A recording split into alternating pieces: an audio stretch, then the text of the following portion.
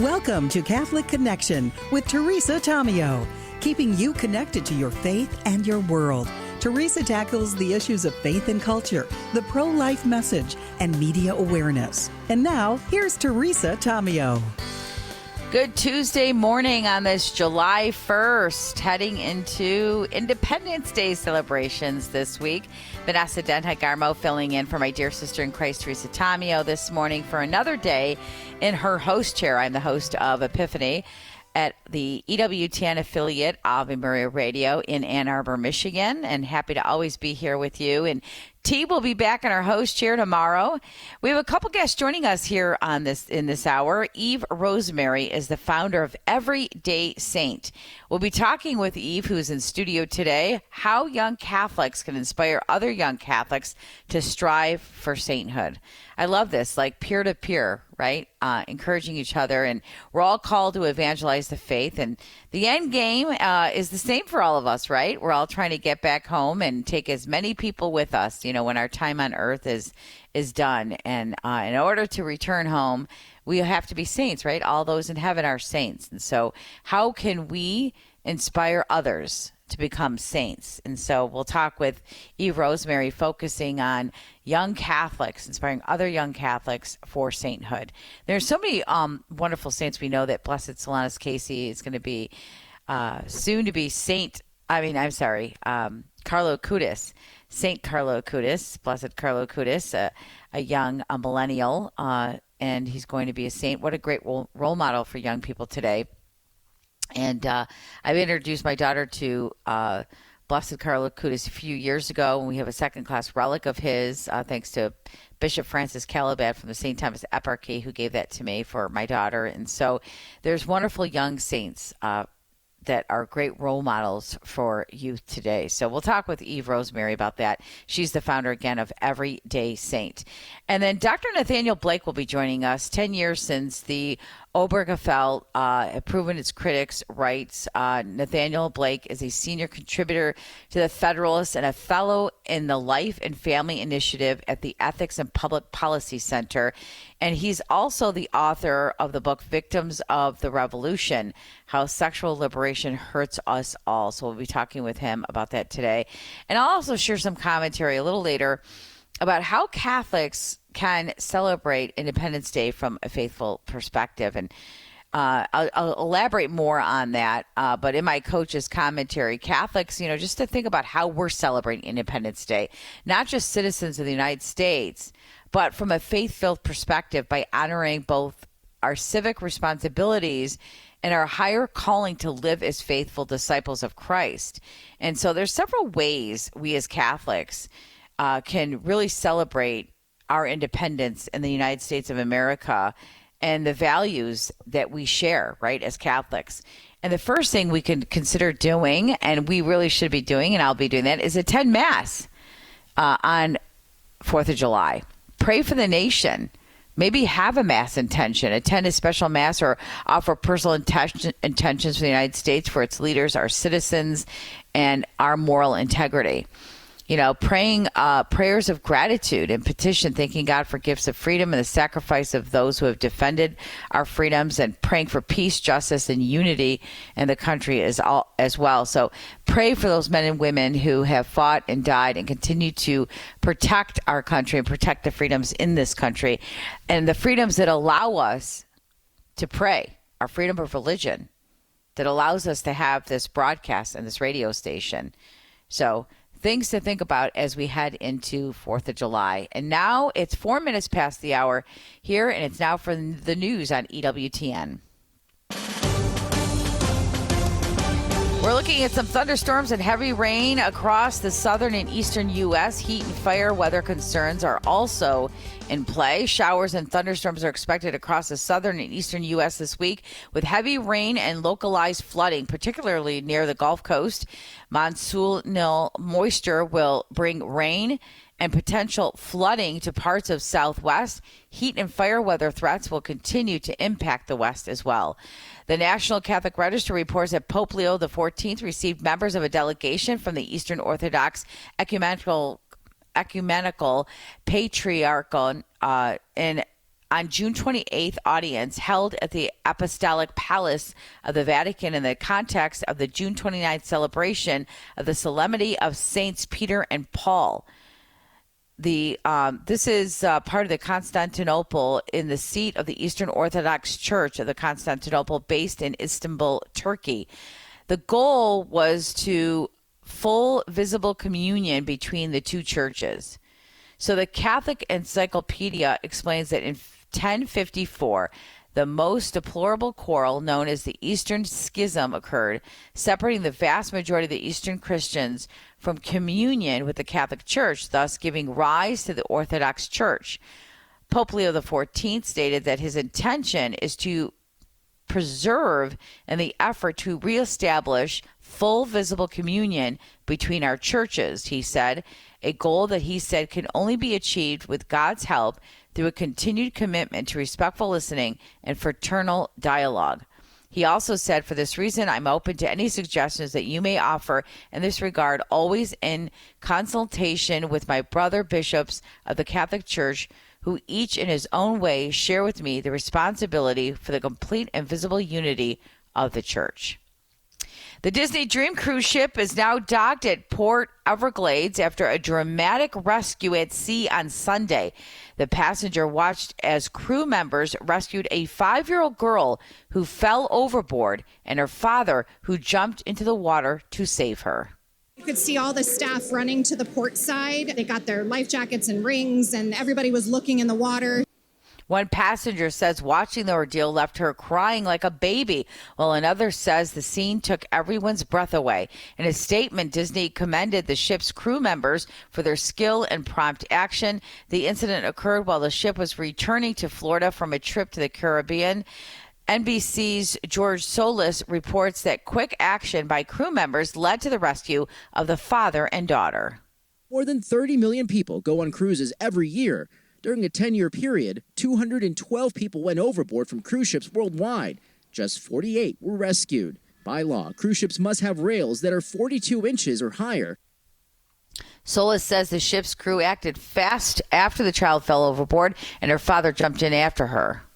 The cruise ship making a U-turn, according to stunned passengers who watched from aboard. It was horrific. Applause and cheers erupting when crew members hoisted the pair to safety and brought them back to the ship. Solis says the incident is now under investigation. It's unclear how the child ended up in the water. It was so scary. It was like, how did she fall? In a statement to NBC News, Disney Cruise Line confirming the rescue of 2 of their guests, saying, "We commend our crew members for the exceptional skills and prompt actions, which ensured the safe return of both guests within minutes." A rent increase is coming for those living in roughly 1 million New York City rent-stabilized apartments, Scott Pringle reports. Tenants packed a meeting in East Harlem Monday night but left unhappy after the Rent Guidelines Board voted for a 3% rent increase on 1-year leases and a 4.5% increase on 2-year leases. It just pushes me and people like me a lot closer to what am I going to do? My wages aren't changing. But landlord Laura, she was hoping for an even higher increase. It's just making it harder and harder for us to continue to operate quality housing. Rent increases for new leases go into effect starting in October. Scott Pringle, NBC News Radio, New York. Los Angeles County and several cities will increase their minimum wages today. Daniel Martindale has that story. The minimum wage for unincorporated LA County will be $17.81 per hour. The same goes for the city of Santa Monica. For the city of Los Angeles, it will be $17.87 per hour. And Pasadena will have a minimum wage of $18.04 per hour starting today. I'm Daniel Martindale. Daniel Martindale also is reporting that several new California laws go into effect today. One of the laws is designed to help people more easily cancel subscriptions. Another is expected to help crack down on the online sale of stolen goods. A third will require short-term rental lodging sites like Airbnb to disclose additional fees and charges. Schools serving grades 7 through 12 will be required to print the number of the 988 Suicide and Crisis Lifeline on campus. And occupational safety and health protections will be extended to many household domestic service workers. I'm Daniel Martindale. The commander in charge of the National Guard troops in Los Angeles for immigration enforcement protests wants some service members reassigned to firefighting duty. Michael Kastner has that story. A request has been sent to Defense Secretary Pete Hegseth to send 200 National Guard members to join the effort to battle wildfires in California, where it's currently peak fire season. President Trump deployed 4,000 National Guard troops and 800 active duty Marines to the city in response to protests over immigration and customs enforcement raids. In Los Angeles, I'm Michael Kastner. Lululemon is suing Costco over its alleged sale of knockoff leggings, hoodies, and jackets. Tammy Trujillo has that story. The Canadian athleisure giant accuses Costco of violating its patents by selling items infringing on the designs of Lululemon's ABC pants, the Define jackets, and the Scuba zip-up hoodies. The suit claims Costco is tricking customers into thinking they're buying authentic Lululemon items under a different brand. Lululemon is asking the wholesaler to stop selling the items and seeks monetary damages. I'm Tammy Trujillo. Meanwhile, Elon Musk threatens to form a third party if spending bill passes. Elon Musk says he'll form a new political party if Congress passes President Trump's big, beautiful bill. Mark Mayfield has that story. The billionaire and former head of Doge wrote on X that if this, quote, insane spending bill passes, the America Party will be formed the next day. He adds the U.S. needs an alternative to what he called the Democrat-Republican uniparty, so people actually have a voice. Earlier, Musk repeated a threat to support primary challenges to lawmakers who vote for the bill. I'm Mark Mayfield. Looking at the weather across the country, it's 69 degrees is the high and cloudy in the northern part of Michigan and Sault Ste. Marie. In the Detroit area, 86 in southeast Michigan, where I'm located in Ann Arbor, 86 degrees. And Chicago, 86 and sunny skies. St. Louis, 87 and sunny. Memphis is going to be cloudy and 89. New Orleans is going to be also cloudy, 92. Going down south to Tampa, Florida, 88 degrees is the high. Rain showers are expected in Miami. There's also rain expected in Antonio with a high of 88 degrees, 85 and cloudy in El Paso. Phoenix, Arizona, 111 degrees today. In Arizona, 82 in Los Angeles, 64 is the high in San Francisco, a little chilly there. In Seattle, we get sunny skies and 81 degrees. And we look at in the East Coast, in Boston, it's going to be raining all day with a high of 90 degrees. Also raining in New York with a high of 90 degrees. In Washington, we're looking at 89 degrees, some rain showers throughout the day, mostly cloudy skies. And we also look at Buffalo, New York. It's only going to get up to 78 degrees in Buffalo and cloudy all day long. Again, let's think about how we as Catholics are going to celebrate Independence Day. Are we going to attend Mass? Are we going to pray for those men and women who have fought for our freedoms in this country? We can reflect on Catholic social teachings and freedom, right? Post things on social media encouraging Catholics to celebrate Independence Day in the United States from a Catholic perspective. I'll be sharing more of this information in my coach's commentary.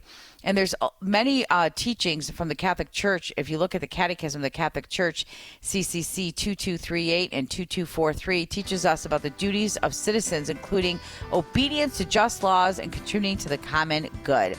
It's approaching 14 minutes past the hour here on Catholic Connection. Vanessa Denha-Garmo filling in for Teresa Tamio. We got to take a break. We'll be right back after this. Don't go away.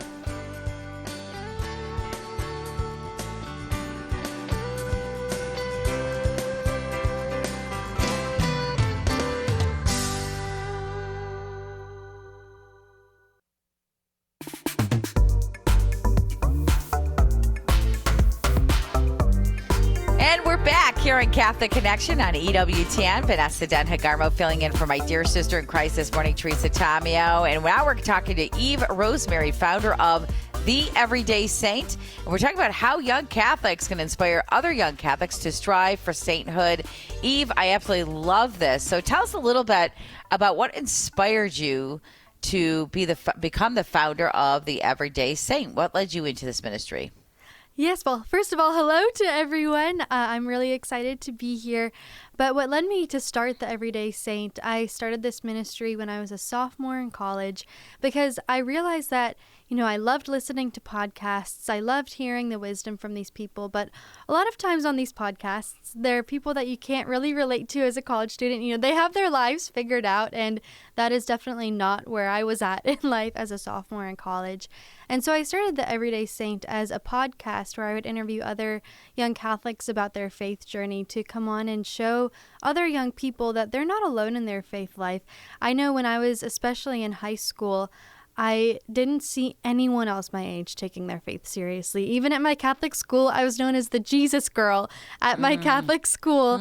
And at the time, that was kind of an area maybe of shame or embarrassment because I didn't understand how wonderful it was actually to be known for my faith, to be known as someone who loved God. Yeah. And then when I got to college, I went to Benedictine College, which is a wonderful Catholic college. And I just saw so many other young people taking their faith seriously that I knew that their stories had to be shared. And so that other young people could really see that they're not alone, that there are other people their age taking their faith to heart, actually practicing it, going to daily mass, prioritizing rest on Sundays, doing the works even as a young person. And so what saints have inspired you over your lifetime? So many. I always struggle with this question because I feel like I can't pick just one or two, but a couple of my favorites are Pope St. John Paul II. I'm a chastity speaker, and so I have always looked to Pope St. John Paul II for wisdom and advice and just his ability to capture the dignity of human people, and he had such a love for young people. So that's definitely something that I bring into my ministry with the Everyday Saint. And then my patron saint is Saint Therese of Lisieux, who's known for her little way, and that just correlates so well to the ministry because the Everyday Saint is about the everyday young person taking their faith seriously, and so Saint Therese has definitely been a patron for that. So how do young people such as yourself inspire other young people to sainthood? And does it start with learning about the saints? I think that it starts really with, it's a one-step process, and that's love God. I think what I've seen so often on social media, especially, or even just these other podcasts that you listen to, even in business school, you're trained to give 3-step processes or 7-step processes to achieve a certain goal. And it's not that way when it comes to the faith. Our faith is a 1-step process, and that's love God. And that's something that I always try to encourage young people with because it can be really overwhelming, especially we have our whole lives ahead of us. Our whole life right now is pretty much a big question mark of what's my vocation? What career should I be in? What am I supposed to do with my life? That can be really overwhelming. And so when you can take the faith and understand how simple it is, that it's love God. And what does that look like in the day-to-day life? Well, that's going to look different for every single person, but it takes time and sacrifice to love God. So while it's a 1-step process, there is a lot of different things that can go into it. And I like to give examples of going to Sunday Mass in particular. That's an obligation that we have as Catholics, but I also encourage them to seek God outside of Sundays. So that looks like going to daily Mass, going to adoration, specifically Eucharistic adoration, because when you can sit in silence and contemplate God, I think that's the key to anyone's faith life, is to just sit before God and ask Him to speak truth into your own life before you look to the world for that truth. So we're talking with RoseMary here this morning on Catholic Connection, the Everyday Saint, and she's a chastity speaker, inspirational podcast host, content creator, painter, whole food college chef, coffee enthusiast, craft hyper fixator, and founder, of course, of the Everyday Saint. Well, let's go through some of this, okay? All right. Okay, chastity speaker. I love that. And so what's been the feedback you get from young people in your life about the information you're sharing as a chastity speaker? It's a lot of gratitude, I think. I just graduated from college in December, and then the last spring semester, I was on a nationwide shrine and speaking tour. So I went to shrines all over the country. And then while I was road tripping to these different shrines to feature on the Everyday Saint podcast, I was then able to speak to teens in that area at schools, youth groups, confirmation classes, different things like that. And the response was phenomenal from these teens, because I think they have the questions, but they don't know who to ask. And as Yeah. a 21-year-old coming in and talking to them about chastity, I walked the walk, I can talk the talk, understand where they're at in life, that they're all seeking love. We all are seeking love, but they're just discovering these feelings for the first time and discovering who they are. And so most of my talk, actually, the first half of it is spent just talking about identity in God, and then we transition into chastity. And when I'm able to talk to the teens after these talks, that's my favorite thing to do, because they come up, they have questions, they're so grateful to have this example, to now understand that maybe these were things that they learned about their faith, but that they can actually take their faith seriously and there's benefit to it. I think that's one of the main messages that we're missing, is that faith seems so boring and so bland. And so then when you're able to come in and explain that the faith has so much virtue and so much life, Jesus came to offer life and offer it in abundance. And when you're able to communicate that, you can do no wrong. I love it. And so tell me a little bit about being a whole food college chef. Yeah, so what I mean by that, I cook pretty much exclusively fruits, vegetables, proteins. I've had a couple health conditions, and I've been able to share that a lot on the Everyday Saint, especially on the social media, and encouraging people that even when things don't seem to go quite right, there's been a lot of suffering from this, that faith still is pertinent, and it gets you through those difficult moments. But part of these health conditions is that I had to turn around my diet a little bit. And so then I started cooking whole foods, and it's turned into actually a really great ministry at my college, where I was able to do brunches and rosaries, because, I couldn't always go to my friend's house for brunch because I never knew what they were going to make. But if I could make that brunch for them and invite them, and then we could all pray a rosary together, it was really wonderful. So there's definitely been some really fun moments from that too. I love that, brunches and rosaries. So let's talk a little bit about being a painter. Yes. So the Everyday Saint is the Chastity Speaking, the podcast, and then it's also a lifestyle brand. So I've turned my paintings of the Hearts of the Holy Family and paintings of Our Lady into various lifestyle products like sweatshirts, prayer journals, t-shirts, iced coffee cups is my favorite, and mugs. And then when I produce these, I also produce an apologetics training that comes with each of the products that you purchase from the Everyday Saint. So, I love it. Yeah, so you're able to explain the belief behind the product if people ask you about it, and it's those little everyday moments of evangelization. This is so inspiring. What did you get your degree in, Eve? I got my degree in theology with a minor in entrepreneurship, so I think it's pretty clear how that correlates with my life. I love it. My daughter's going to get a minor in entrepreneurship. Oh, that's wonderful. God bless you. Any last words? What else do you want to share with our listeners here about the Everyday Saint and your work? What else do you want them to know about? Give them one last, advice or tip about talking to their peers about the faith and being, in sainthood. What would you say to them? Be brave. Be courageous. I think we all love something. We all have to sacrifice for something. And when I was in high school and was being made fun of for my faith, that was definitely, as I mentioned, kind of an area of shame. But now I wear it as a badge of honor to be known for my faith, because there is nothing better to be known for than someone who loves God, someone who's known for something greater than anything that we could ever come up with ourselves. And so I would just like to encourage you to don't be afraid to take your faith seriously. You can dare to be a saint. Take a bet on yourself. Take a bet on your faith, and know that God has given you the capacity for sainthood. He has given you the capacity to love Him the best way that you know how to, and you can always trust in that. And I'd also love to stay in touch with all the listeners, and they can follow me on Instagram at theeveryday.saint, or check out my website, theeverydaysaint.com. Eve RoseMary, thank you so much, founder of the Everyday Saint. Thank you for being with us. How young Catholics inspire other young Catholics to strive for sainthood. Stay with us, everyone. When we come back, Dr. Nathanael Blake will be joining us here on Catholic Connection.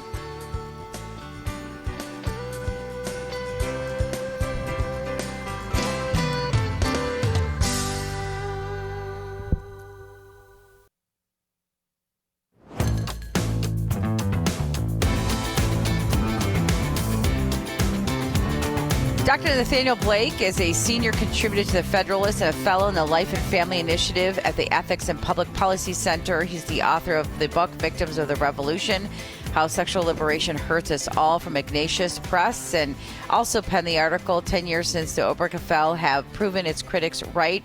Dr. Nathanael Blake, thank you so much for joining us here on Catholic Connection this morning. Thank you very much for having me. So can you give us a background of this article that you penned in the Federalist and, what you want our listeners to understand? And we'll get into your book as well. Well, so what we've seen in the 10 years since the Supreme Court declared a constitutional right to same-sex marriage is that its critics have been proven correct. All the promises that were made that this wouldn't affect anyone, you remember, that's ridiculous. How will someone else's gay marriage affect you? Well, it turns out it affected everyone in a lot of ways. We've seen this push for transgenderism, not simply for adults, but for children being transitioned, even behind their parents' backs, by schools, and with the government threatening even to take children away from their parents if they don't affirm a child who believes that they're somehow born in the wrong body.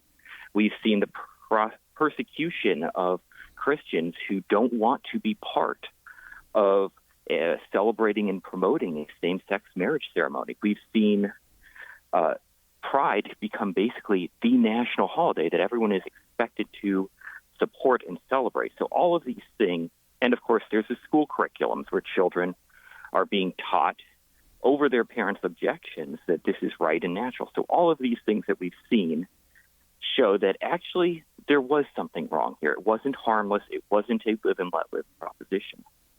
And did we see that happening? I mean, is that something, when you say the critics pointed this out, did the critics of this perceive this going to happen or foresee this happening, of what we've seen transpire over the last 10 years with the transgender movement and all the things that you just mentioned? Yes. I mean, you had people like Robbie George, you have Brian Anderson, who my boss at the Ethics and Public Policy Center, who were warning about these things, that it wasn't, that when you say that men and women don't matter, you say that marriage, it doesn't matter whether it's a man or a woman who you're marrying, suddenly you've abolished that essential distinction that's the foundation for society, and consequently all sorts of things are going to come loose.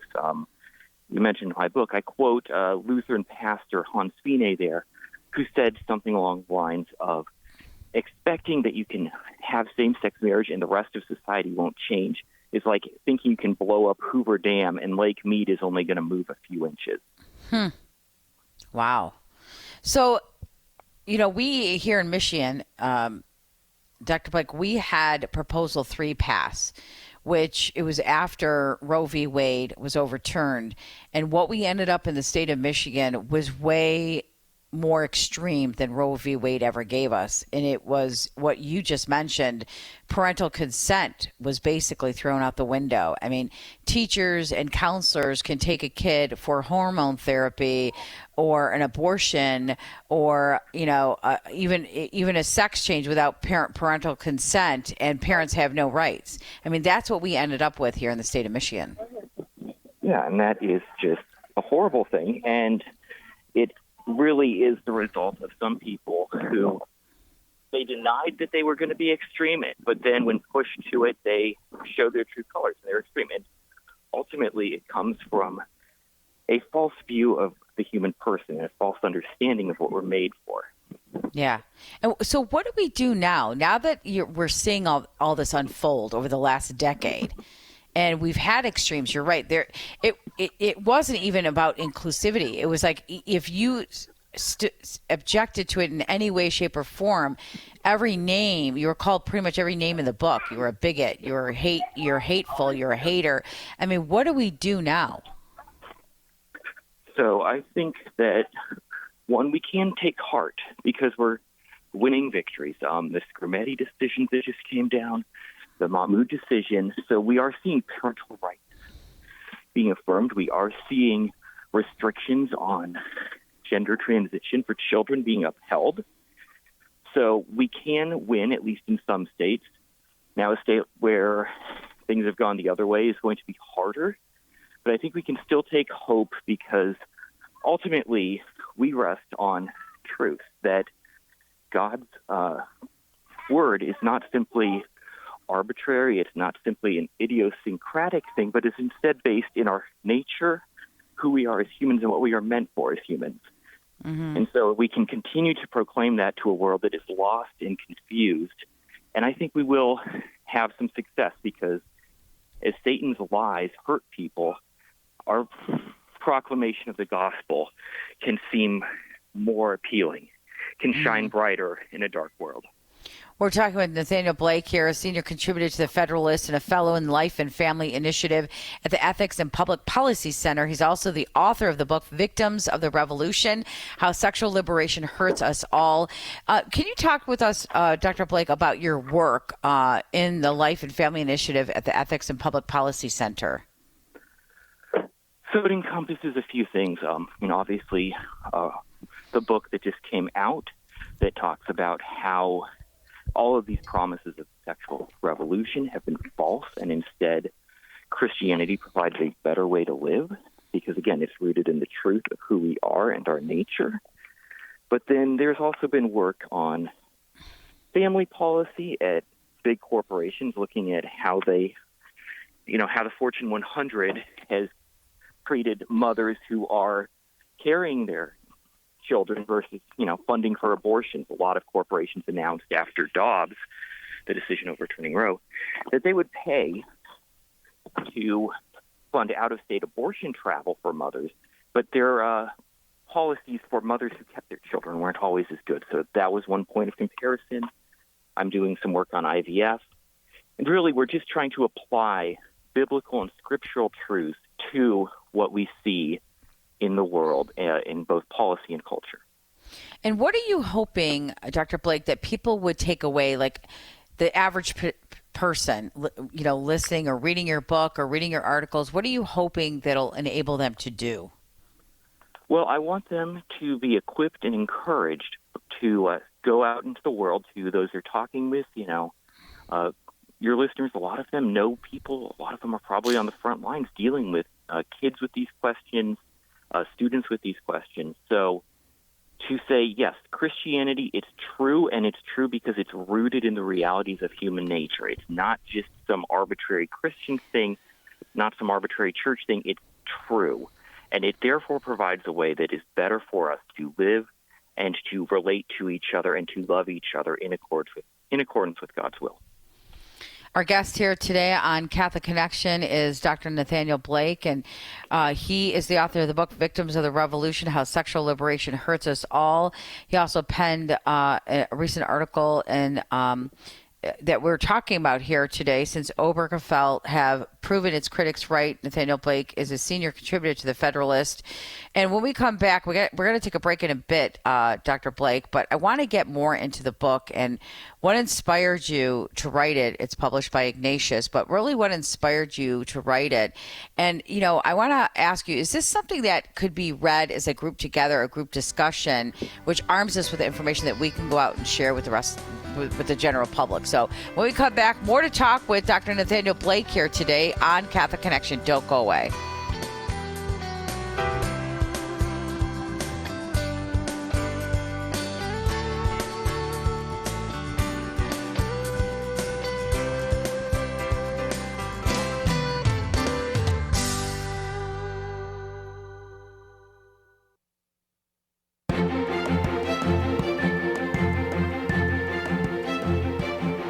We've been speaking with Dr. Nathanael Blake here today on Catholic Connection. Vanessa Denha-Garmo filling in for Teresa Tomeo this morning.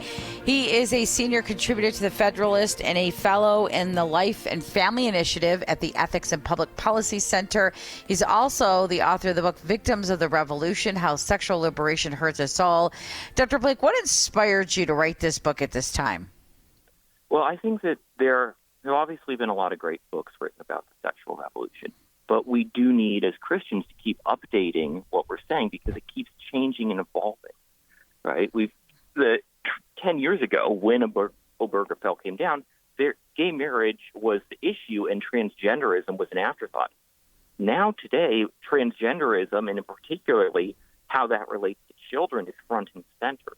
Yeah. So we have to keep working. But also, it's because we've seen the sexual revolution, as I argue, fail. It hasn't kept its promises, and I think that creates an opening to argue to a world that has lost the Christian sexual understanding, but is now maybe open to it again, to argue to them that, hey, there's something better. You don't have to live in the despair of selfishness and loneliness that the sexual revolution is providing to people, that it's inflicting on people.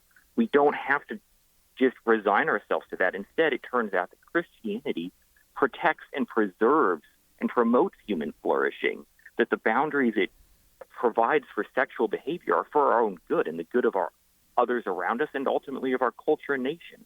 Mm-hmm. You know, and to your point, Dr. Blake, you mentioned there's been many good books written about the sexual revolution, but in this book, you really focused on the victims of the revolution and how the sexual liberation has hurt us all.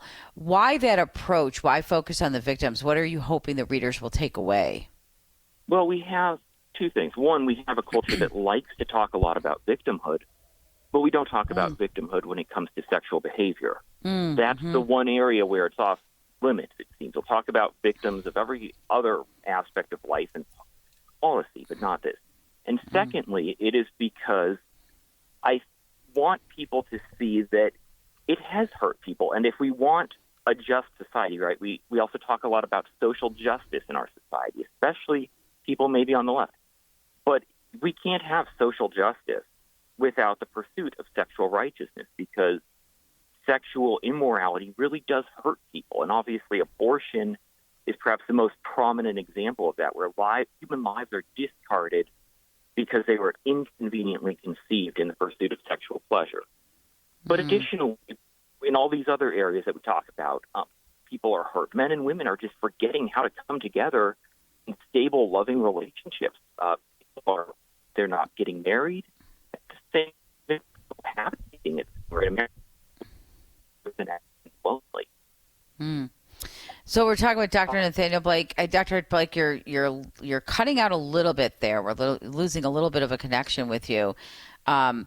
Nathanael Blake is with us, and he recently wrote a book, an article, 10 years since Obergefell, and have proven its critics right. He is a senior contributor to the Federalist, a fellow in Life and Family Initiative at the Ethics and Public Policy Center, and he's the author of the book Victims of a Revolution, How Sexual Liberation Hurts Us All. Dr. Blake, I was thinking too, I don't know if his connection is better, but this book seems to be designed to be really studied, maybe at the high school and college level, especially at the Catholic schools. Okay, I'm hoping my connection is better now. Yes, better. Yes, you are better. Go ahead. Hopefully that's just a blip.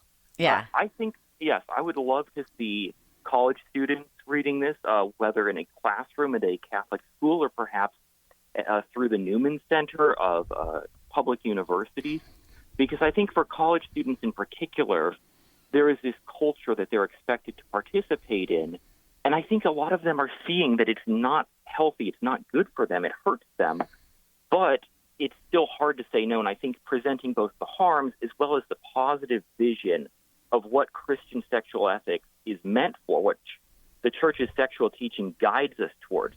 It's towards love, it's towards self-giving, it's towards a fulfillment that is found through relationship with others. And I would hope that that would be very encouraging to young people who are otherwise stuck in a world around them that encourages cynicism and exploitation and using other people. Yeah. And it also encourages, there has been in the last couple decades, this whole, movement of, one night stands and hooking up. And it was like, it's just part of the culture today, and not just in, public schools, but in Catholic schools all across the country. And Dr. Blake, to your point, I don't think the kids or the teenagers or the young adults participating in that kind of behavior understand short-term or long-term effects that will have on them spiritually, psychologically, mentally, all the negative effects that kind of lifestyle will affect them years to come. Yes. I mean, obviously you can point to some things that can happen and that are bad and wrong, but it's not just, you get pregnant or something, or, you get a sexually transmitted disease. It's that if you start to indulge in this culture that's focused on sexual self-gratification at the expense of others, that doesn't have the commitment and the love that is meant to go with that, and those two go together as well. Love and commitment are bound together in a right understanding, because to truly love someone in this way, you need to commit to them, to their long-term, lifelong good in marriage. And consequently, a lot of people don't see that because, again, we hide the harm, pretend that the party can just keep going and nobody gets hurt. But the truth is a lot of people are being hurt. And I think people are despairing as they realize that because then they haven't been presented with that better way to live. Mm-hmm. Do you think Dr. Blake, they don't understand, like you've got a lot of anxiety, a lot of depression among young teenagers. I know there's a direct link to social media and technology, but, has there been enough research and that depression, anxiety directly tied to the sexual revolution and the lifestyle of just sleeping around, among young people today? Well, we certainly see that.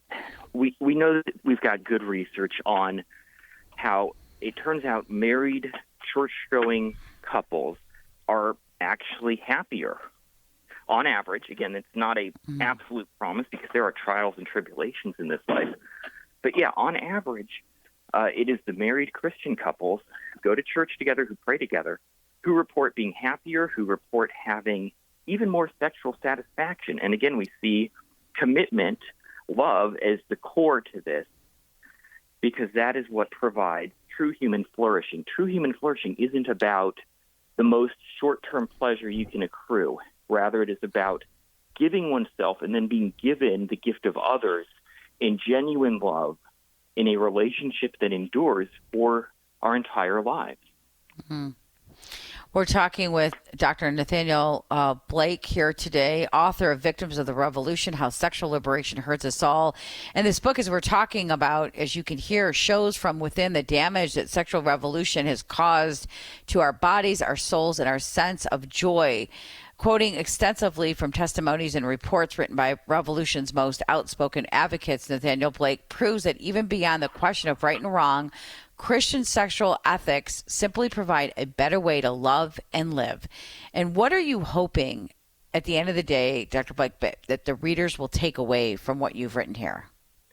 Well, I think we've been talking about, but just that not only that the sexual revolution has failed, that it's not providing what it promised, but also just the beauty of Christian marriage. Most of us are called to the vocations of marriage and family. So we should view that rightly as the beautiful God-given gift that it is to us, because it is magnificent. I mean, it's not boring retiring to suburbia the way every 80s movie seems to tell us. This is fairness boring. Yeah. No, these are incredible vows. They're incredible promises. Till death do us part. I will spend the rest of my life forsaking all others to care for you, to care for the children that God gives us. This isn't something low and boring and mundane. It is high and magnificent, which is why we see marriage used as an image of Christ's union and with the church and his love for the church, right? Again and again in Scripture, the church presented as the bride of Christ.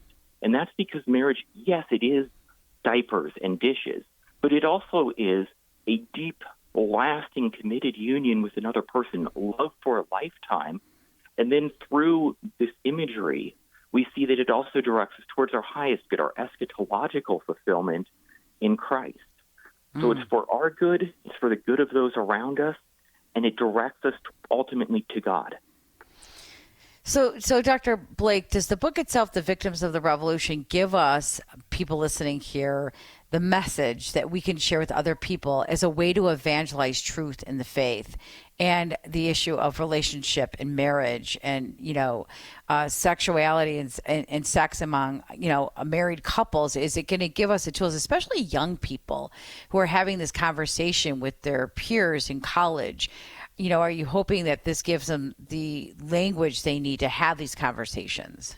I hope so. I really wanted to reach that audience, or the people who are engaging with that audience, the campus ministers and such. Yeah. Because it's hard sometimes when you're young, you're unmarried, to see the beauty of this. It seems far away. But then looking back later in life, you can really see just how well God designed this, how much it is meant for our fulfillment, for our good, and again, the good of those around us. Those who are still single, whether through happenstance or they haven't found the right person, or those called to a vocation of singleness, they also benefit greatly from strong families, from a strong network of committed couples around them raising children. So it's for them, and you look back as you get a bit older, as I am, and it's just beautiful. And it's something that our culture is losing, and I think the church really can witness with this. Mm-hmm. I love that point, Dr. Blake, campus ministry. I mean, there's campus ministries in Catholic schools and non-Catholic schools all across the country. And I think this would be a great book to be part of that campus ministries group where all these different students are involved in, the Catholic clubs at their schools, whether they're public schools or private schools, whatever it may be. This would be a great group project, group discussion, conversation among young college students. I think that's awesome. Yeah, I would love to have it, being read by the minister and then discussed, shared with, the small group leaders. And just because it's countercultural, but it's true. I really believe that Christian sexual teaching is for our good.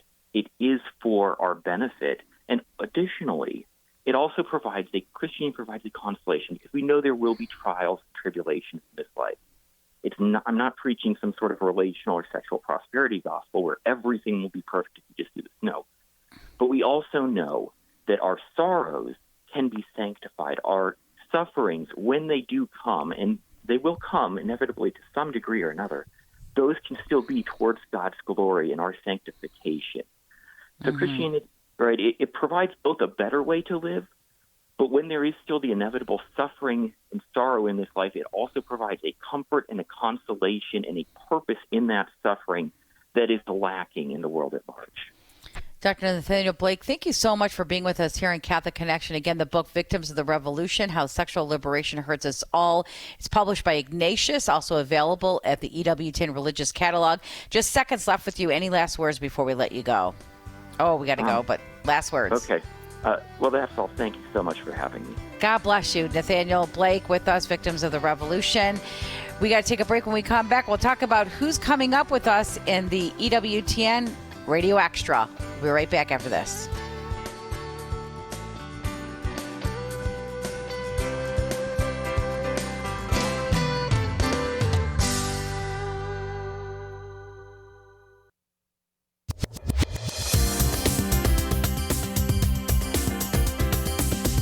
And we're back here on Catholic Connection. Vanessa Denha-Garmo filling in for Teresa Tamia, host of Epiphany on our affiliate station, Ave Maria Radio in Ann Arbor. I'm also a Catholic leadership coach, life coach, and communications consultant with Epiphany Communications. Longtime friend of Teresa and fill-in host for her, and happy to sit in her host chair. She'll be back in her host chair tomorrow. Thank you to Dr. Nathanael Blake and Eve RoseMary for joining us here today in Catholic Connection. Eve, founder of the Everyday Saint, and Dr. Nathanael Blake. He is a senior contributor to the Federalist and a fellow in the Life and Family Initiative at the Ethics Public Policy Center, author of the book Victims of the Revolution, How Sexual Liberation Hurts Us All by Ignatius Press. And we have all these books at the EWTN Religious Catalog and so many other wonderful gifts that you can give people throughout the year.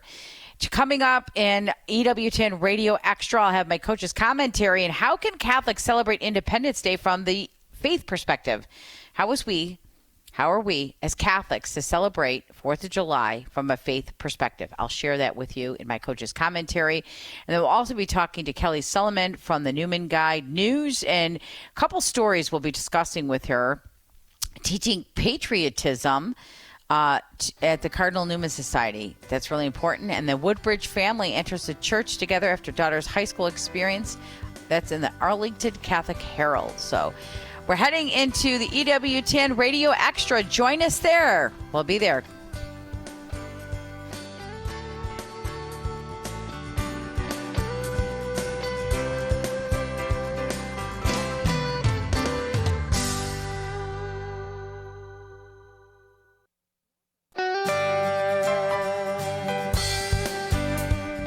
Welcome to Catholic Connection with Teresa Tamio, keeping you connected to your faith and your world. Teresa tackles the issues of faith and culture, the pro-life message, and media awareness. And now, here's Teresa Tamio. Good Tuesday morning. It is July 1st. Vanessa Denha-Garmo filling in for Teresa Tomeo, and you are tuned in to EWTN Radio Extra. Happy to be with all of you here today. I'm going to be sharing in my coach's commentary. I am a Catholic leadership development coach and communications consultant. I'm certified in leadership coaching and life coaching. I focus particularly on leadership development coaching. They're emerging leaders all the way up to executives, people managing teams and departments and companies. I believe we all have leaders in us. We just have to know how to develop those leaders based on our God-given talents and our charisms. And I focus a lot on Catholic leadership development in terms of people who take their faith to work with them.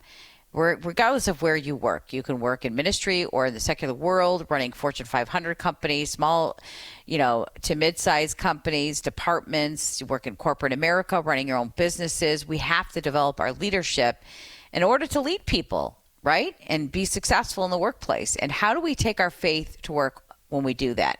We can't compartmentalize our life as Catholics. Our faith has to be weaved into every aspect of our life.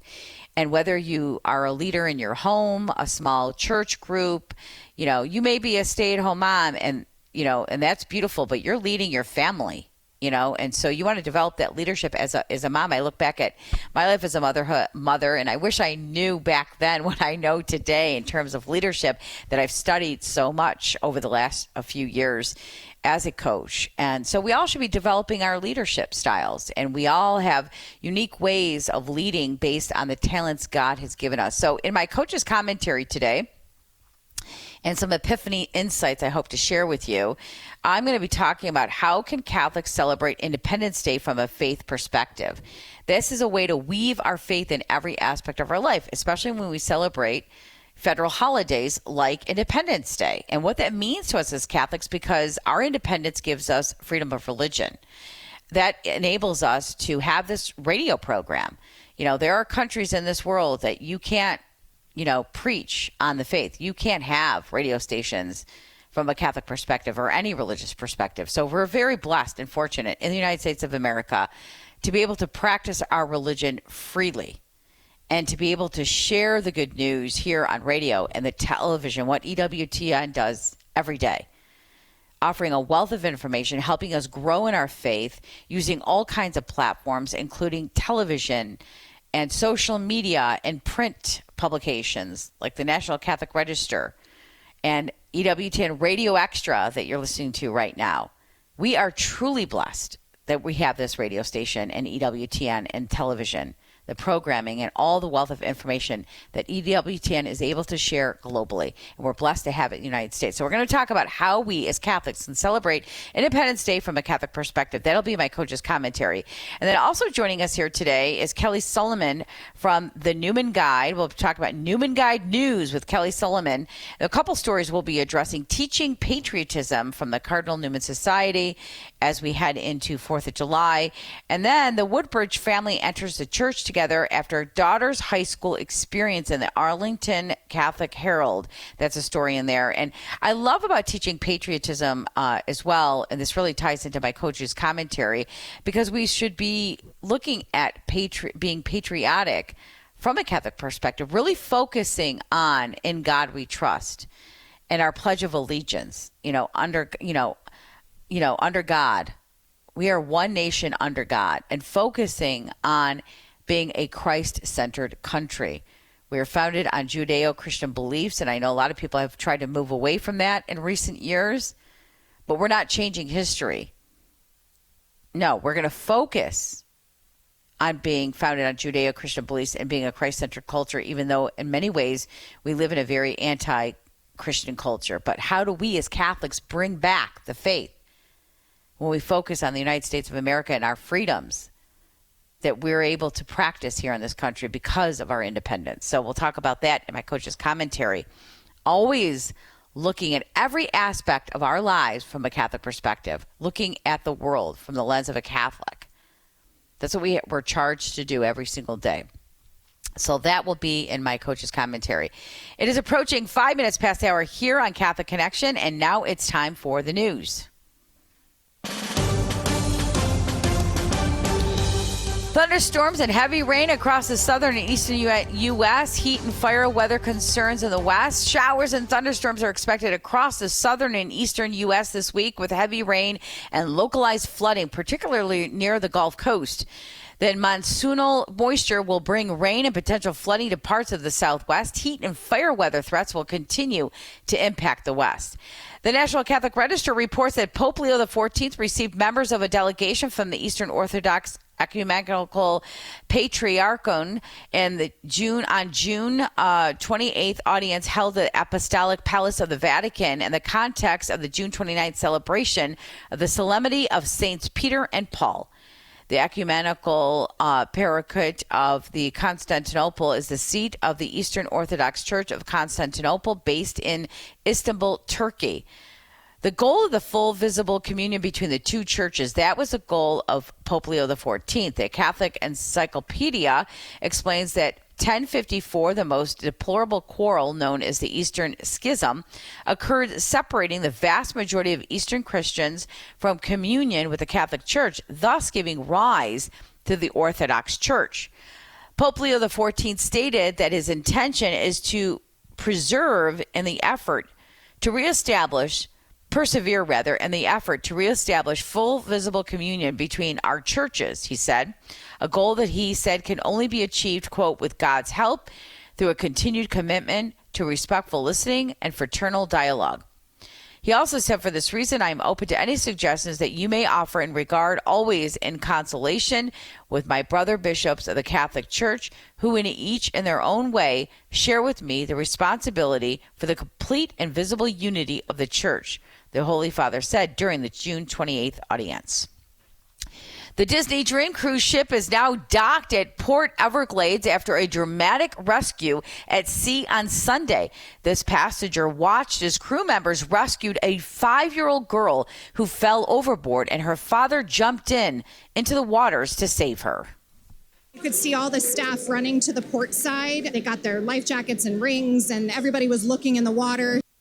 One passenger says watching the ordeal left her crying like a baby, while another says the scene took everyone's breath away. In a statement, Disney commented that the ship's crew members for their skills and prompt action. The incident occurred while the ship was returning to Florida from a trip to the Caribbean. NBC's George Solis reports that quick action by crew members led to the rescue of the father and daughter. More than 30 million people go on cruises every year. During a 10-year period, 212 people went overboard from cruise ships worldwide. Just 48 were rescued. By law, cruise ships must have rails that are 42 inches or higher. Solis says the ship's crew acted fast if the child fell overboard and her father jumped in after her. The cruise ship making a U-turn, according to stunned passengers who watched from aboard. It was horrific. Applause and cheers erupting when crew members hoisted the pair to safety and brought them back to the ship. Solis says the incident is now under investigation. It's unclear how the child ended up in the water. It was so scary. It was like, how did she fall? In a statement to NBC News, Disney Cruise Line confirming the rescue of 2 of their guests, saying, "We commend our crew members for the exceptional skills and prompt actions, which ensured the safe return of both guests within minutes."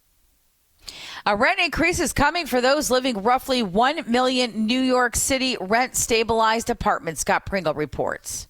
Tenants packed a meeting in East Harlem Monday night but left unhappy after the Rent Guidelines Board voted for a 3% rent increase on 1-year leases and a 4.5% increase on 2-year leases. It just pushes me and people like me a lot closer to what am I going to do? My wages aren't changing. But landlord Laura, she was hoping for an even higher increase. It's just making it harder and harder for us to continue to operate quality housing. Rent increases for new leases go into effect starting in October. Scott Pringle, NBC News Radio, New York. Los Angeles County and several cities will increase their minimum wages today, Daniel Martindale reports. The minimum wage for unincorporated LA County will be $17.81 per hour. The same goes for the city of Santa Monica. For the city of Los Angeles, it will be $17.87 per hour. And Pasadena will have a minimum wage of $18.04 per hour starting today. I'm Daniel Martindale. Daniel Martindale continues with this story that several new California laws go into effect today. One of the laws is designed to help people more easily cancel subscriptions. Another is expected to help crack down on the online sale of stolen goods. A third will require short-term rental lodging sites like Airbnb to disclose additional fees and charges. Schools serving grades 7 through 12 will be required to print the number of the 988 Suicide and Crisis Lifeline on campus. And occupational safety and health protections will be extended to many household domestic service workers. I'm Daniel Martindale. The commander in charge of the National Guard troops in Los Angeles for immigration enforcement protests wants some service members reassigned to firefighting duty. Michael Kastner has that story. A request has been sent to Defense Secretary Pete Hegseth to send 200 National Guard members to join the effort to battle wildfires in California, where it's currently peak fire season. President Trump deployed 4,000 National Guard troops and 800 active duty Marines to the city in response to protests over immigration and customs enforcement raids. In Los Angeles, I'm Michael Kastner. Costco is accused of selling fake Lululemon. Lululemon is suing Costco over its alleged sale of knockoff leggings, hoodies, and jackets. Tammy Trujillo has that story. The Canadian athleisure giant accuses Costco of violating its patents by selling items infringing on the designs of Lululemon's ABC pants, the Define jackets, and the Scuba zip-up hoodies. The suit claims Costco is tricking customers into thinking they're buying authentic Lululemon items under a different brand. Lululemon is asking the wholesaler to stop selling the items and seeks monetary damages. I'm Tammy Trujillo. Meanwhile, Elon Musk threatens to form a third party if spending bill passes. Elon Musk says he'll form a new political party if Congress passes President Trump's big, beautiful bill. Mark Mayfield has that story. The billionaire and former head of Doge wrote on X that if this, quote, insane spending bill passes, the America Party will be formed the next day. He adds the U.S. needs an alternative to what he called the Democrat-Republican uniparty, so people actually have a voice. Earlier, Musk repeated a threat to support primary challenges to lawmakers who vote for the bill. I'm Mark Mayfield.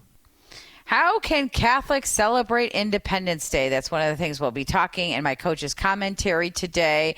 But I just want to add the 4th of July, also known as Independence Day, is a federal holiday in the United States commemorating the adoption of the Declaration of Independence on July 4th, 1776, which declared the 13th American colonies independent from Great Britain. Americans celebrate this day with various patriotic activities, including fireworks, parades, barbecues, and family gatherings. Here's more details to look at the 4th of July, how it's celebrated. The Declaration of Independence, adopted July 4th, 1776, signified the colony's formal declaration of separation from British rule. The act marked a crucial step in the American Revolution and the establishment of the United States of America. What's very common to celebrate this holiday? Well, fireworks. Fireworks displays are a staple of Independence Day celebrations, often taking place in parks, fairgrounds, and town squares, and also parades are very popular. We'll talk more about celebrating this holiday from a Catholic perspective after the break. Don't go away.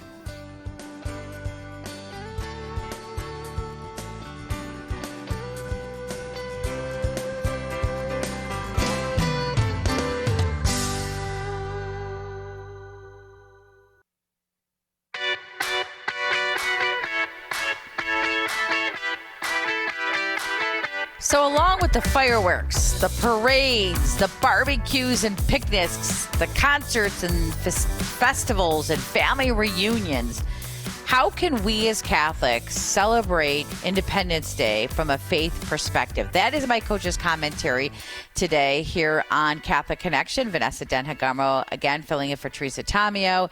And as I said, I'm a leadership development coach and a life coach with a focus on working in your strengths, self-awareness, and identity, really developing your leadership. And so I wanted to share with you my coach's commentary and really inspire some epiphany insights today on how Catholics can celebrate July 4th from a faith-filled perspective by honoring both our civic responsibilities and our higher calling to live as faithful disciples of Christ. So I wanted to share with you meaningful ways to integrate Catholic values in our celebration this Independence Day. So attend Mass and pray for the nation. Go to church before you head to that barbecue, that pool party, or the beach party. Mass intentions. Attend a special mass or offer personal intentions for the United States, for its leaders, our citizens, our moral integrity. We must pray for this nation and be grateful for the freedoms that we have been bestowed in this country for those who have fought for it, died for it. You know, we have independence, freedom of religion in this country, thank God. And we want to continue to be grateful for that freedom. And I know in many ways we have seen in recent years that freedom threatened in different aspects and different levels. And so we attend Mass and pray for the nation. And we also include in that prayer prayers of gratitude and petition. Thank God for the gift of freedom and the sacrifice for those who have defended it. We pray for peace, justice, and unity in this country. So prayer is important. It should be the first and foremost. The first thing we think about is praying. So attend Mass on 4th of July. Number 2, reflect on Catholic social teaching and freedom. True freedom. Reflect on the Catholic understanding of freedom, not just the ability to choose, but the ability to choose what is good and holy, making the choices that are right and just. We're on the path to sainthood, brothers and sisters. We're on the path to get back home. So we have freedom. We have free will. God gave us free will. We have freedom in this country. But what decisions are we making? You know, because the decisions we make today determine how we live tomorrow and our path home. So what is true freedom from a Catholic perspective? Well, we choose what is right and what is just, what is good and what is holy. Let's look at our rights and responsibilities from a social teaching perspective. Meditate on the Church's teachings about human dignity, the common good, care for the poor and the marginalized. So how are we thinking about the work that we're doing, our rights in this country, what we're responsible for, protecting life, protecting human dignity, what is right, what is good, what is just, for the common good, for the glory of God? Are we helping those who are most vulnerable, most at risk, the poor and the marginalized? So reflect on Catholic social teachings and freedom. Number 3, let's read church documents, writings on the faith and patriotism. Look at the Catechism of the Catholic Church. I just want to read. I had highlighted some areas, and I hope I can find this real quickly. But the Catechism of the Catholic Church, 2238, for instance, to 2243, teaches about the duties of citizens, including obedience to just laws and contributing to the common good. So if we read Catechism of the Catholic Church, paragraph 2238, we're reading, those subject to authority should regard those in authority as representatives of God, who has made them stewards of his gifts. Be subject for the Lord's sake to every human institution. Live as free men, yet without using your freedom as a pretext for evil, but live as servants of God. Their loyal collaboration includes the right and at times the duty to voice their just criticisms of that which seems harmful to the dignity of persons and to the good of the community. Catechism of the Catholic Church, paragraph 2239 continues, it is the duty of citizens to contribute along with the civil authorities to the good of society in a spirit of truth, justice, solidarity, and freedom.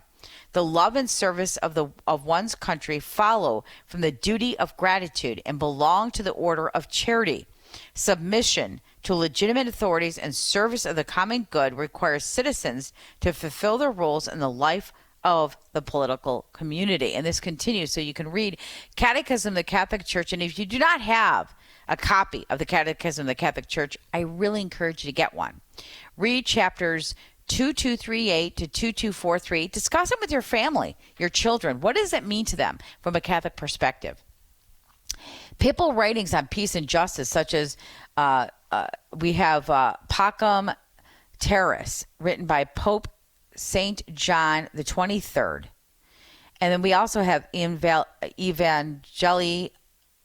Gaudium by Pope Francis as well. I really struggle with Latin words. Sorry about that. So Pacem Terris, the C in Latin is a hard K sound. So peace on earth is what that means. It's a papal encyclical written by Pope John the 23rd in 1963, advocating for peace, human rights, and social justice. It emphasizes the inherent dignity of all individuals and the importance of dialogue and cooperation among nations to achieve peace. So let's read papal writings on peace and justice. Both Pope Francis and St. Pope John the 23rd have written encyclicals on this. So let's read those and discuss it with our family and friends. Number 4, serve the community this 4th of July. Acts of mercy. Volunteer at a food pantry, shelter, or community event to honor freedom through service and charity. I've done parades, local parades. There's things that you can do in the community to help others in need. There are food pantries, shelters, community events. Veterans and the most vulnerable. We have to do a better job treating our veterans in this country, in my personal opinion. I don't think we should have any homeless veterans. This is how I believe. They have fought for our freedom, served our country. We need to be taking care of them. Visit or support veterans, the elderly, or immigrants who remind us of the cost and value of freedom. My parents were immigrants in this country. They came here from Iraq. Christians were persecuted in that country, and they are very, truly, truly grateful for the freedoms this country afforded them to practice their religion freely, to make a decent living, to raise their family, to send their kids to Catholic school.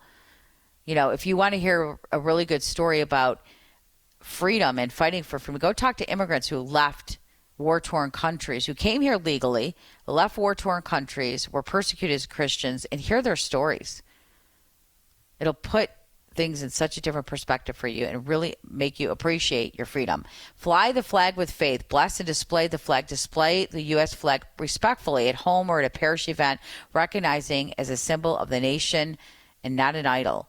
Combine symbols. Display the American flag alongside religious symbols like a cross, a statue of the Blessed Virgin Mary, or an image of a patron saint. I have Mother Mary, I have Saint Joseph, and I have the flag outside my front door. Celebrate with gratitude and joy. Host a faith-filled gathering. Open with prayer. Read the Declaration of Independence or relevant scripture passage like Micah. And this is on my front door, by the way. Micah, from the book of Micah 6:8. I have that on my front door as well. Teach children about the Catholic heroes. Talk about Catholic figures who shaped America, such as Father John Carroll, Dorothy Day, Father Emile Capon, I think, Capon. Father John Carroll was the first Catholic bishop and later Archbishop of Baltimore and is considered a key figure in the establishment of the Catholic Church in the United States. He also played a role in the American Revolution despite not actively fighting, was instrumental in the development of the Catholic education institutions and newly formed nation. Dorothy Day, best known for her social action efforts with Catholic worker movement. She integrated social activism and Catholic religious traditions through her work to aid the poor, educate others about social injustices, and create a reform social structures. Father Emile was declared a servant of God by Pope John Paul II.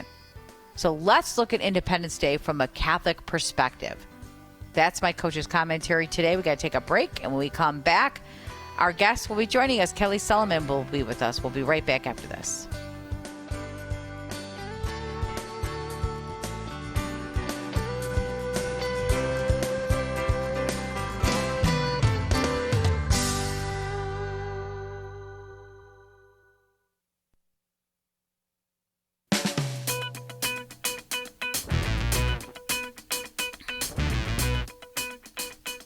We're back here on Catholic Connection, July 1st. Vanessa Denha-Garmo filling in for Teresa Tamio here on EWTN Radio Extra. And joining us now is a returning guest of Catholic Connection and EWTN. Kelly Salomon's with us. We're talking about the Newman Guide News. And Kelly, always a pleasure to talk with you.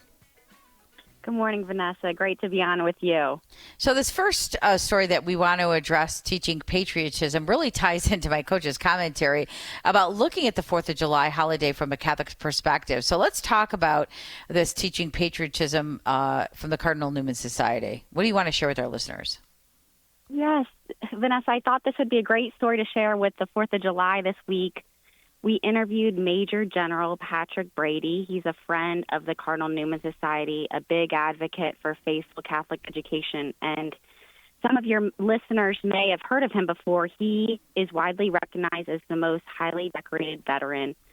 He served 34 years in the U.S. Army, won 87 medals, including the Medal of Honor. And he has some beautiful things to say about how his Catholic faith was a source of whatever courage he had during his time in service, and also about his comments for young people and what he hopes they can learn in Catholic schools today.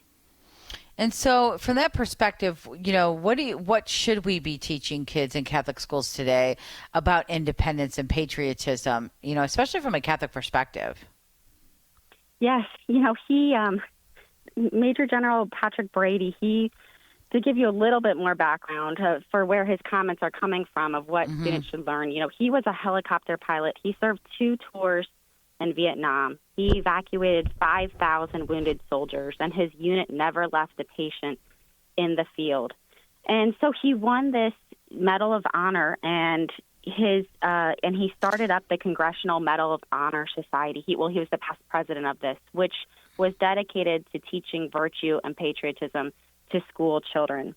And with this experience and his background, he wants young people to know about the sacrifices that have been made, to learn the history of our country, to learn about courage and sacrifice and patriotism.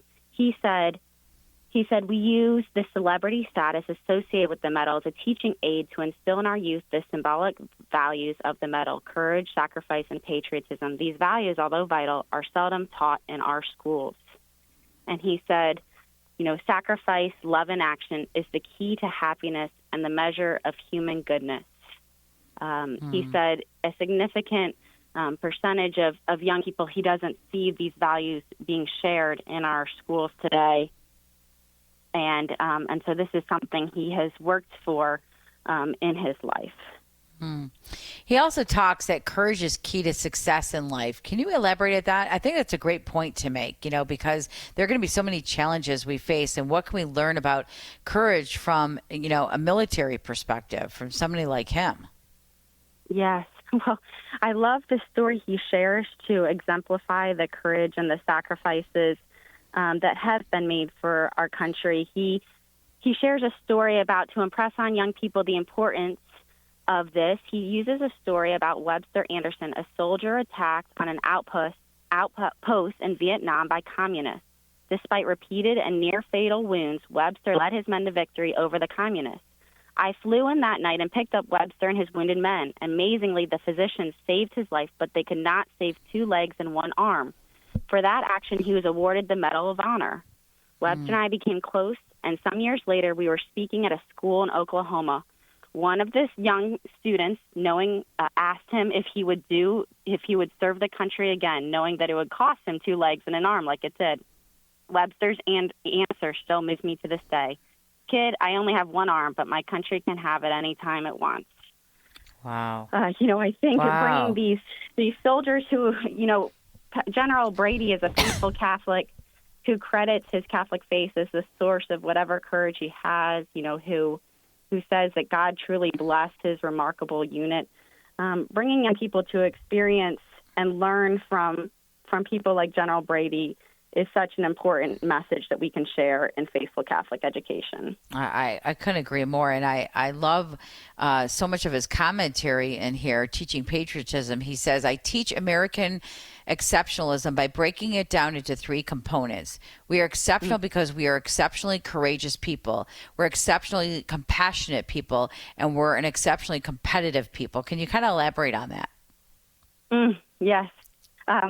Once we convince students that America is exceptional and worthy of their love, patriotism will follow. And that's, educating students about the highs and lows, right? The good things and the bad things, the selfless service that so many people have served for our country, and helping students to rebuild America, too, through faithful Catholic education to help make America all that it can be. By instilling good virtues in young people, by helping them understand the human person, the importance of family, the value of all human life, right? That's what faithful Catholic education can do, and we really need graduates of these good schools to go out and rebuild our church, but also our culture, our society here in America. Yeah, we're talking with Kelly Salomon here today, the Cardinal Newman Society.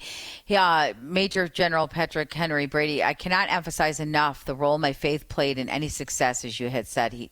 Kelly, you pointed out. He is widely recognized as the most highly decorated living veteran, holding the Medal of Honor, the Distinguished Service Cross, 6 Distinguished Flying Crosses, 2 Distinguished Service Medals. His 87 total medals included 65 combat-related and 12 for valor.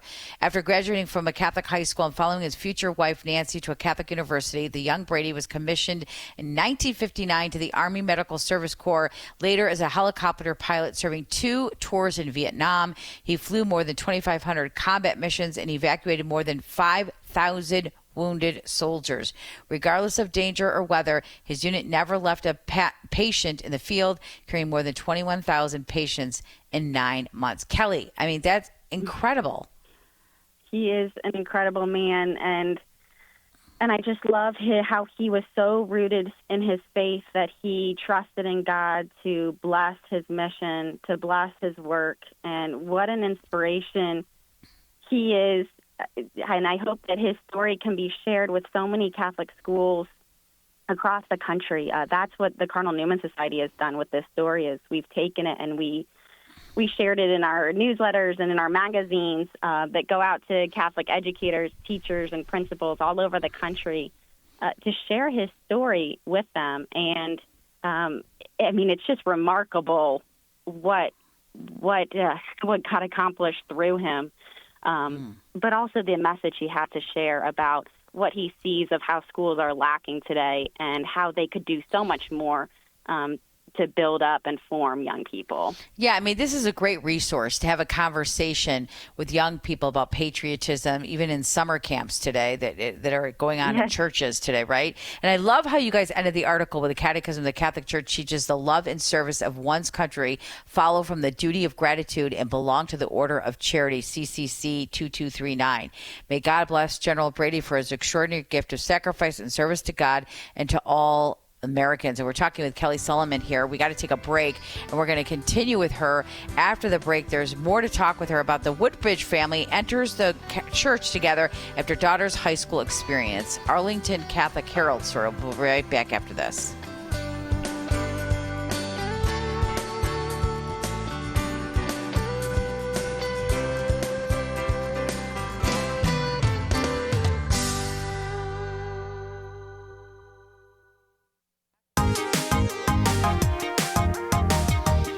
We're back here on Catholic Connection, EWTN Radio Extra. Vanessa Denha-Garmo filling in for Teresa Tomeo. We've been talking with Kelly Salomon, and we're talking about the Newman Guide news and another great story that I'm happy to share with our audience here today. Kelly, is the Woodbridge family enters the church together after daughter's high school experience.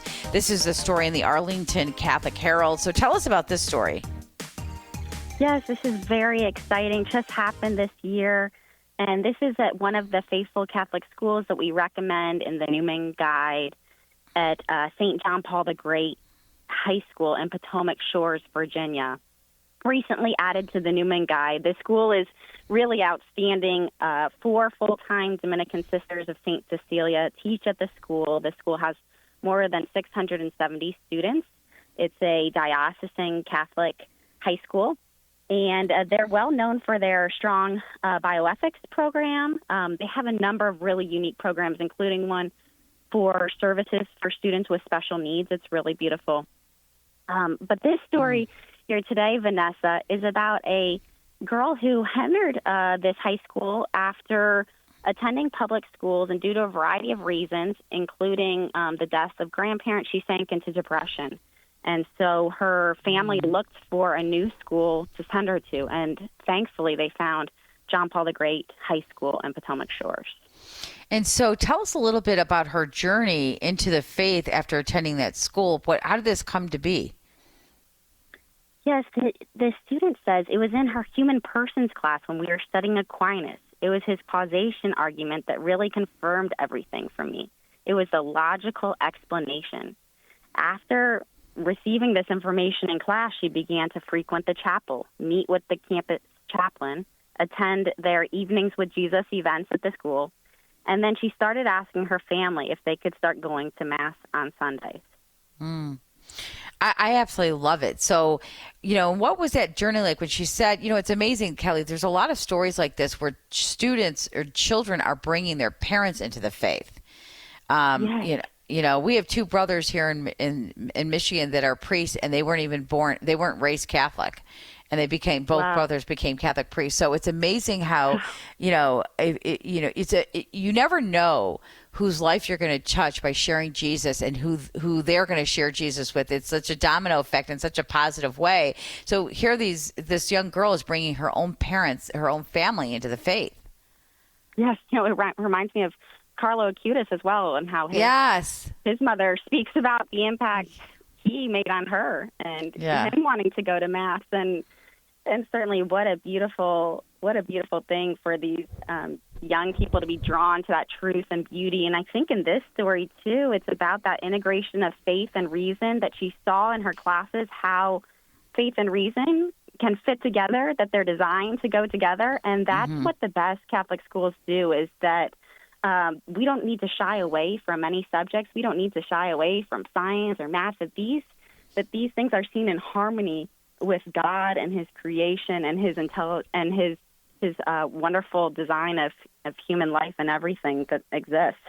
And so, she brings her family along to Mass with her, and next thing you know, the whole family ends up coming into the church, and they say, I think John Paul the Great is the best school in the country, and its bioethics program is so beautiful. We've had so many incredible opportunities, and the teachers care so much. Truly, that the vocation of teaching is teaching and witnessing. And surely she had some great examples of faithful Catholics who were living out their faith, were teaching it in the classroom.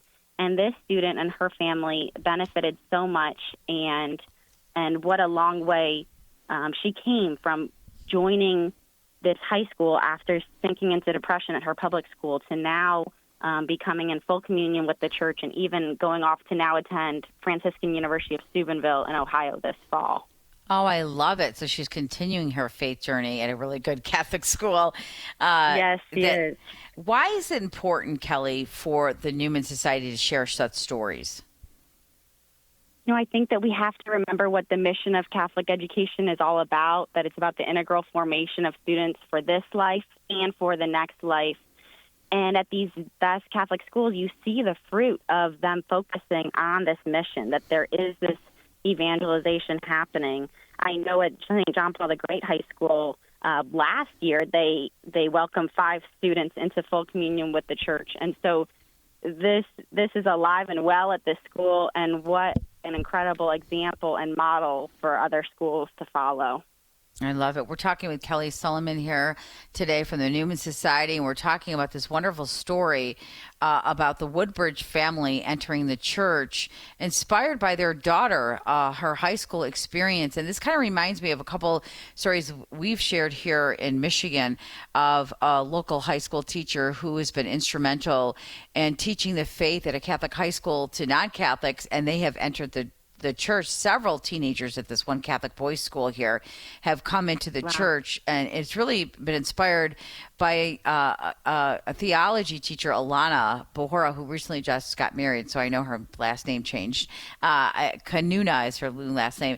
And these students told me themselves it was because of her that they came into the church. And it's amazing what difference one person can make in the lives of people, like one teacher, and the impact a teacher can make. And that's why Catholic education, and through the Newman Society, you guys do such great work vetting these schools out, is so important, because we know we're getting a good foundation, good Catholic education, a good foundation.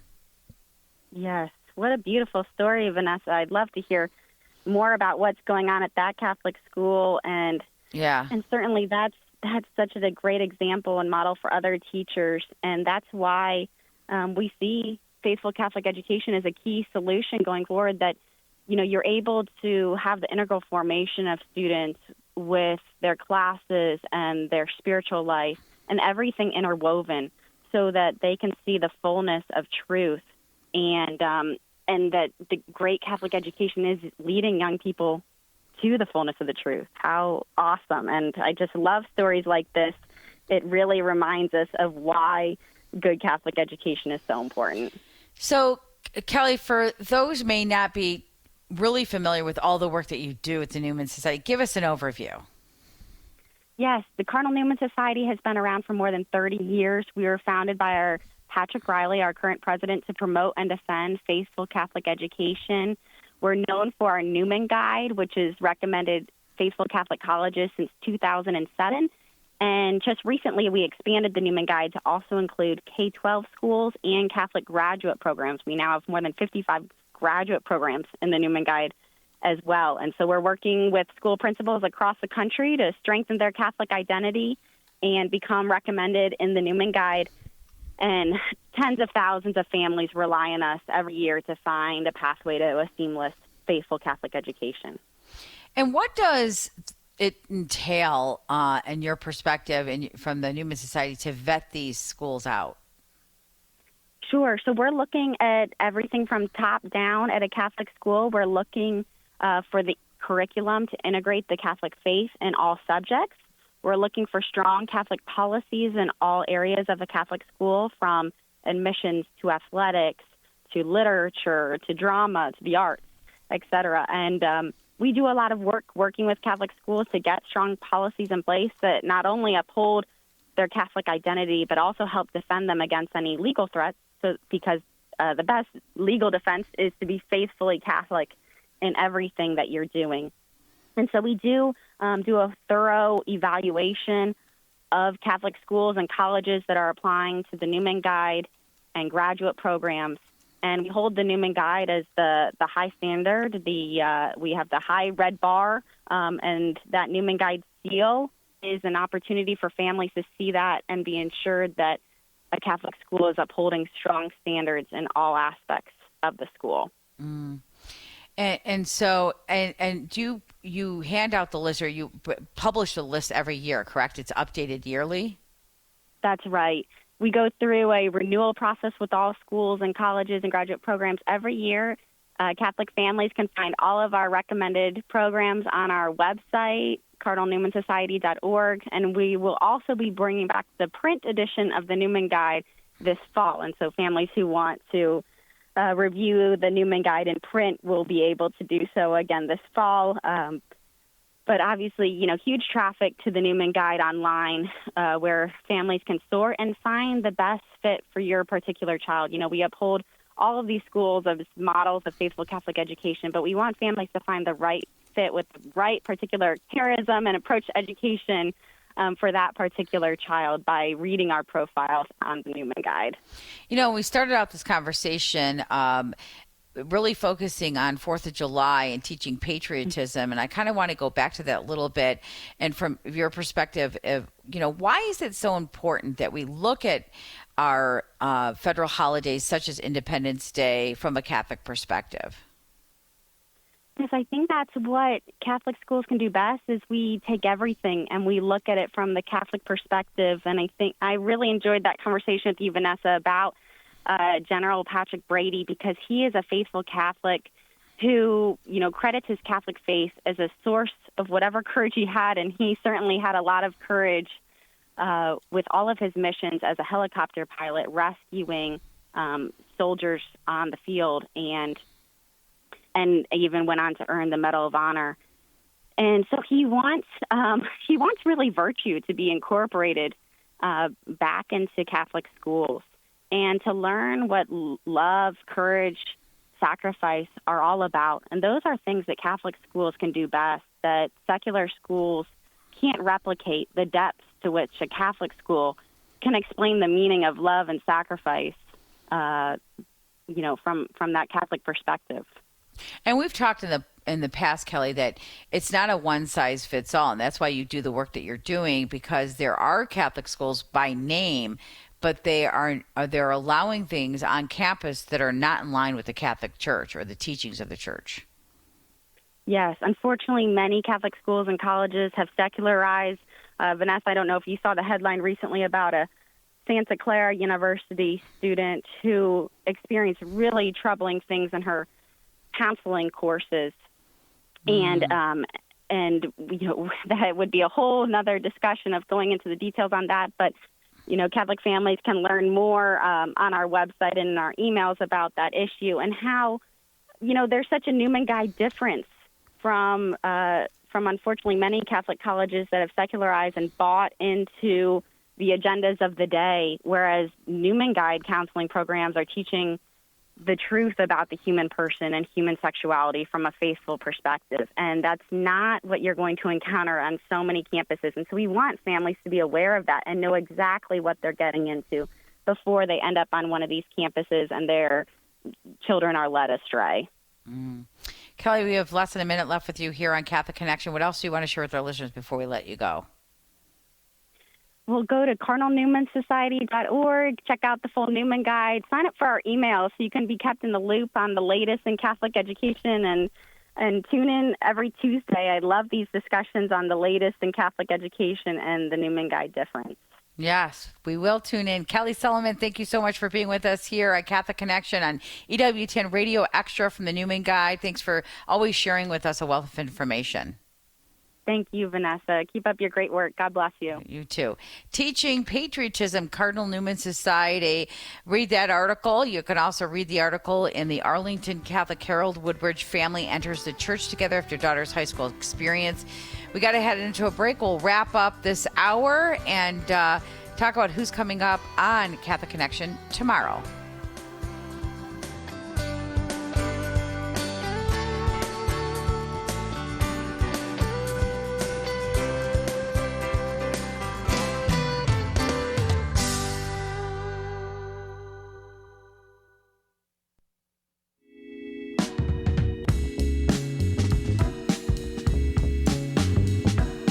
Well, thanks for tuning in, joining us here on EWTN Radio Extra. Vanessa Denha-Garmo, been filling in for Teresa Tomeo here today.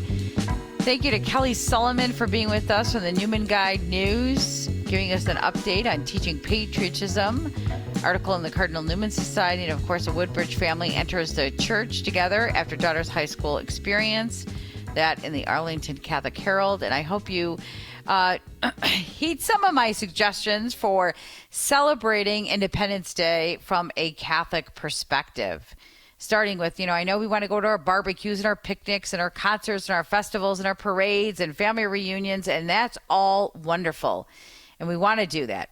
But we also want to look at the holiday from a Catholic perspective. So maybe attend Mass, pray for freedom in our country, be grateful for the freedom in our country, thank God for our freedoms in our country, invite somebody to go to church with you, maybe host your family and pray before all the festivities, maybe have a little commentary on patriotism, have a little discussion, whatever it may be.